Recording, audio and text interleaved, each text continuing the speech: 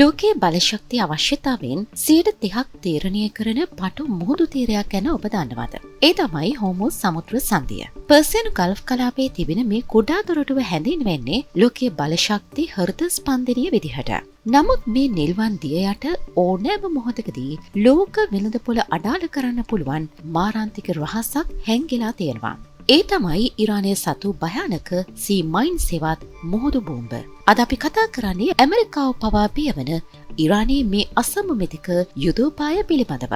හෝමුස් සමුද්‍ර සන්ධියේ පටුම ස්ථානීය පළල kilometre 33ක් විතර වෙනවා. නමුත් නැව්වලට ආරක්ෂිතව ගමන් කරන්න පුළුවන් කිලෝමීටර 3ක් පමණ පටු මන්තීරුවක. මේ සමුද්‍ර සන්ධිය උතුරු වෙරළ තීරය සම්පූර්ණයෙන්ම පාලනය කරන ඉරානය. මේ වෙනකොට ඉරාන විප්ලවීය හමුදාව හෙවත් RGC එක හෝමුස් සමුද්‍ර සන්ධිය නෞකා ගමනාගමනයට වහලයි තියෙන්නේ. ඉරානයට මේ මාර්ගය අවහිර කරන්න ලොකු නාවික හමුදාවක් අවශ්‍ය වෙන්නේ නැහැ. ඔහුට අවශ්‍ය වෙන්නේ ඉතාම අඩු පිරිවැයකින් නිපදවන්න පුළුවන් මුහුදු බෝම්බ දහස් ගණනක් විතරයි. මේ වෙනකොට තෙල් නැව් ගමනාගමනය අඩාල වෙලා තියෙන නිසා ලෝකයේ තෙල් මිල ක්ෂණිකව ඉහළ ගියා. ඉරානයට විවිධ තාක්ෂණයෙන් යුත් බෝම්බ වර්ග 3000කට වඩා ඇති බවට පැවසෙනවා. ප්‍රධාන වශයෙන්ම මේවා කොටස් 3කට බෙදන්න පුළුවන්. එකක් තමයි ස්පර්ශක බෝම්බ, contact mines. මේවා මුහුදු මතු පිට පාවෙමින් තියෙනවා. නැවක බඳෙහි ගැටුණ ගමන්ම මේවා ෂණයෙන් පුපුරලා යනවා. මේක ලෝකේ පැරණිතම මුහුදු බෝම්බ තාක්ෂණය වුණත් ඉරානය මේක ඉතාම දක්ෂ ලෙසට නවීකරණය කරලා තියෙනවා. මේ බෝම්බවල ක්‍රියාකාරීත්වය සිද්ධ වෙන්නේ කොහොමද? හර්ට් සොනස් කියලා හැඳින්වෙන කුඩා නිරායම්, ඒ කියන්නේ ඊයම් වලින් තනු ඇඟිලි වගේ කොටස් මේකට තියෙනවා. මේක නෞකාවක බඳේ ගැටුණ ගමන්ම ඒකේ තියෙන නලයක් බිඳලා බැටරියක් ක්‍රියාත්මක වෙලා බෝම්බේ පුපුරලා යනවා. ඉරානය සතුව තියෙන සඩාෆ් 2 වැනි බෝම්බ මේකට උදාහරණයක්. මේවා නැංගොරම්ලා මුහුදු පතුලට සවි කරන්න පුළුවන්. ජල මට්ටමේ ඉඳලා මීටර කිහිපයකින් රඳවා තබන්නත් පුළුවන්. භයානකම තත්වය තමයි මේවා අඳුරගන්න ඉතාම අපහසුයි. විශේෂයෙන්ම රාත්‍රී කාලයේදී හරි රළු මොහොතේදී මේවා නෞකාවලට දර්ශනය වන්නේ නැහැ. අනිත් එක තමයි පතුලේ රැඳවුණු බෝම්බ, ඉන්ෆ්ලුවන්ස් මයින්. මේවා ඉතාම දියුණුයි. නැවක ශබ්දය, චුම්බක ශේෂ්ත්‍රයේ හරි ජල පීඩනයේ වෙනස හඳුනගෙන මේවා පුපුරලා යනවා. මේ පතුලේ රැඳවුණු බෝම්බ, ඉන්ෆ්ලුවන්ස් මයින්ස් සාමාන්‍ය ව්‍යවහාරයේදී හැඳින්වෙන්නේ සංවේදී දඩයක්කාරය විදිහට. මේ බෝම්බ නෞකාවක් එක්ක ඍජුවම ස්පර්ශ වෙන්න ඕනේ නෑ. මේවා ක්‍රියා කරන්නේ නෞකාවකින් නිකුත් වන භෞතික සංඥා හඳුනා ගැනීමෙන්. මේ ඉන්ෆ්ලුවන්ස් මයින්ස් වල තියෙනවා අකෝස්ටික් සෙන්සර්ස්. ඒකෙන් පුළුවන් නෞකාවක එන්ජිමේ හරි ප්‍රොපලෙන් නිකුත් වෙන සුවිශේෂී ශබ්ද තරංග අඳුනා ගන්න. නෞකාවක තියෙන දැවැන්ත ලෝහමය බඳ නිසා පෘථිවි චුම්බක ක්ෂේත්‍රය ඇතිවන සුළු වෙනස් වීම් වලට පවා මේවට ග්‍රහණය වෙනවා. ඊළඟ එක තමයි ප්‍රෙෂර් සෙන්ස්. විශාල නෞකාවක් ගමන් කරනකොට ජලය යට පීඩනය වෙනස් වෙනවා. ඒ වෙනස හඳුනාගෙන බෝම්බය ක්‍රියාත්මක වෙනවා. ඉරානයේ තියෙන M8 වැනි බෝම්බ වලට මේ සංවේදක කිහිපයක්ම එකවර භාවිතා කරන්න පුළුවන්. ඒ කියන්නේ ශබ්දය සහ චුම්බක ක්ෂේත්‍රය යන දෙකම ගැලපුණොත් පමණක් පුපුරා යන විදිහට මේවා සකස් කරන්න පුළුවන්. තුන්වෙනි එක තමයි ස්මාර්ට් බෝම්බ. චීන තාක්ෂණයෙන් තමයි මේ බෝම්බ වර්ගය නිෂ්පාදනය කරලා තියෙන්නේ. මේ බෝම්බ වලට පුළුවන් විශේෂිත නැව් වර්ග හඳුනාගෙන පහර දෙන්න. මේවා මුහුදු පතුල ඉඳන් රොකට් එකක් වගේ ඉහළට විදින්න පුළුවන්. ඉරානයේ සතුව තියෙන වඩාත්ම දියුණු වගේම භයානකම මුහුදු බෝම්බ තාක්ෂණය තමයි මේක. මේකේ තියෙන තාක්ෂණය තමයි EM52 Rising Mine. මේ බෝම්බ වර්ගය හඳුනගන්නේ කොහොමද? මේ බෝම්බේ මුහුදු පතුලේ කියන්නේ මීටර 200ක් දක්වා වූ ගැඹුරේ නිද්‍රාශීලීව පවතිනවා. එහි තියෙන පරිගණක පද්ධතිය මගින් ඉහළින් යන නෞකාවේ ශබ්දය විශ්ලේෂණය කරලා ඒක සාමාන්‍ය බෝට්ටුවක්ද නැත්නම් යුද නෞකාවක්ද කියන එක අඳුන ගන්නවා. ඉලක්කය නිවැරදිව අඳුනගත්තට පස්සේ බෝම්බය මුහුදු පතුලේ ඉඳන් රොකට් එන්ජිමක් ආධාරයෙන් ඉතා වේගෙන් ඉහළට විදිනවා. මේක සාමාන්‍ය බෝම්බයක් වගේ නෙමෙයි. මේක නෞකාවක පතුලටම ඍජුවම පහර දෙනවා. මේක තමයි නෞකාවක තියෙන දුර්වලතම ස්ථානය. ඒ නිසා එක ප්‍රහාරයකින් දැවැන්ත යුද නෞකාවක් වුණත් දෙකට මැදින් කැඩිලා ගිලෙන්න පුළුවන්. මේ බෝම්බ ඉතා ගැඹුරු මුහුදු පතුලේ තියෙන නිසා සාමාන්‍ය සී මයින් පිරිසිදු කරන යාත්‍රාවලට මේවා හඳුනා ගන්න හරි විනාශ කරන්න හරි අතිශයින්ම දුෂ්කරයි.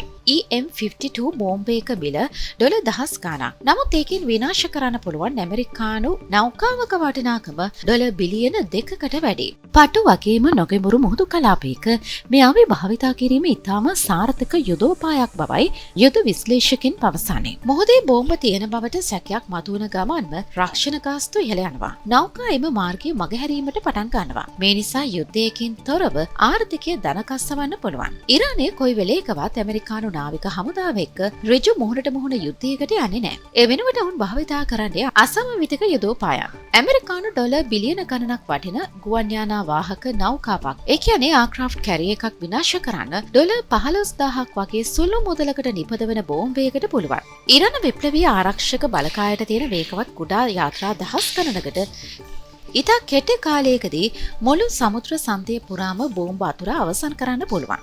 මේක පිරිසිදු කරන එක ඇමරිකානු නාවික හමුදාවට පවා මාස ගණනාවක් ගතවන අසීරු කාර්යයක්.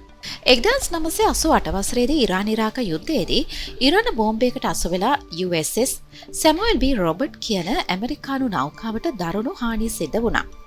එදා තිබූ තාක්ෂණයට වඩා අද තාක්ෂණය 100,000 ගුණයකින් වැඩි.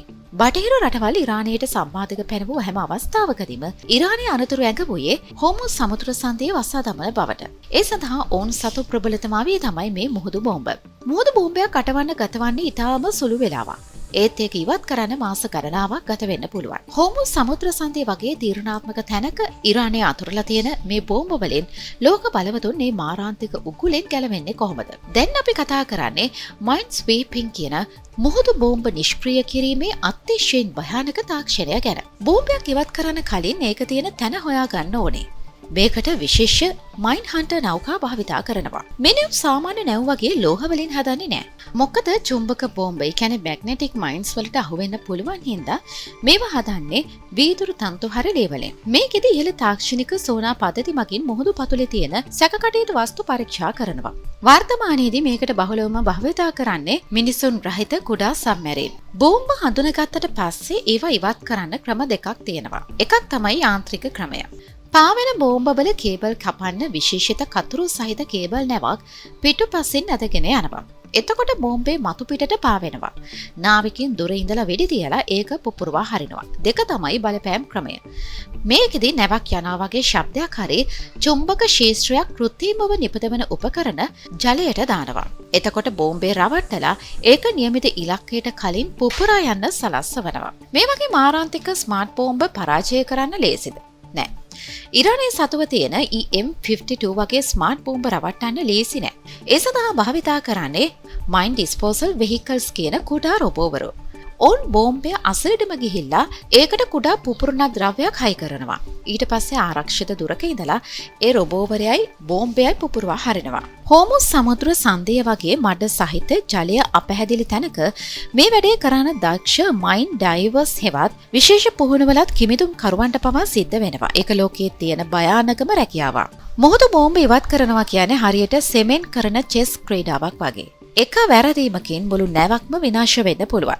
ඉරානය වගේ රටක් මේ තාක්ෂණය දියුණු කරන්නේ ඇමරිකාව වගේ බලවතුන්ගේ නාවික ගමනාගමනය පාලනය කරන්න. ඇත්තටම හෝමුස් සමුද්‍ර සන්ධියේ සැඟවුණු බෝම්බ ආයුධයක් පමණක්ම නෙමෙයි. ඒක මුළු ලෝකයේම ආර්ථිකය රඳා පවතින උපාය මාර්ගික තුරුම්පුවක්. මේ ගැන ඔබේ අදහස මොකක්ද? පහලින් කමෙන්ට් එකක් දාන්න.